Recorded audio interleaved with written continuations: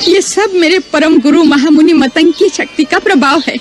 उनके तपोबल के प्रभाव से इस मतंग मन में फूल कभी नहीं मुरझाते, फल सदैव ताजे रहते हैं। इस आश्रम के चारों ओर समस्त प्राणी अपनी हिंसा वृत्ति छोड़ देते हैं। परम गुरु जहाँ बैठते थे उनके चरणों में वन के सिंह और आश्रम की गाय बकरियां एक साथ पानी पीती थी। उनको परलोक सिधारे वर्षों बीत गए, परंतु जिस वेदी पर बैठकर वो यज्ञ किया करते थे उसमें अभी तक एक तेज, एक प्रकाश की आभा झलकती रहती है।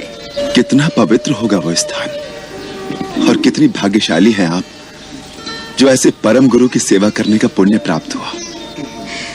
उसी सेवा का पुण्य फल है जो आपके दर्शन हुए हैं। हे राम, साक्षात भगवान का दर्शन करके मेरे कई जन्मों के पुण्य फलीभूत हो गए हैं।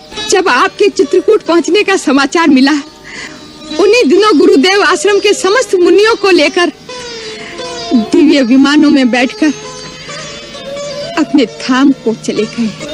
मुझ में भक्ति भाव की प्रधानता देखकर उन्होंने विशेष कृपा के कारण मुझे इसी कुटिया में रहने का आदेश देकर कहा कि एक दिन श्री राम लक्ष्मण के साथ इस आश्रम में आकर तुम्हारे अतिथि बनेंगे। उनके दर्शन मात्र से तुम अपनी भक्ति का चरम फल प्राप्त करोगी।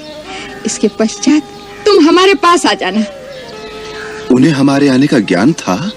हाँ प्रभु, उन्होंने कहा था कि श्री राम अपनी भार्या की खोज में यहाँ आएंगे।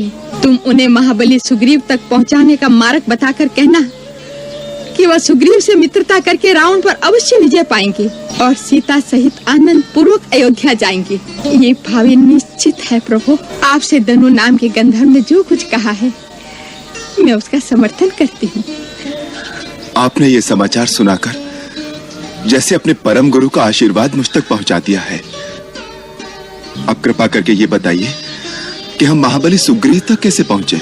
आप अनजान की बातें पूछते हैं प्रभु, तो बताती हूँ। यहाँ से आगे जाने पर आपको पंपासुर नाम का एक सुंदर सरोवर मिलेगा।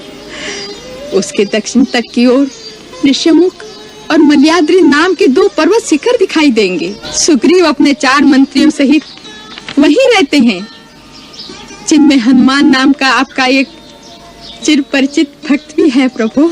उनके सहयोग से सुग्रीव से भेंट होने पर आपके द्वारा सुग्रीव का एक अभिष्ट कार्य भी पूर्ण होगा।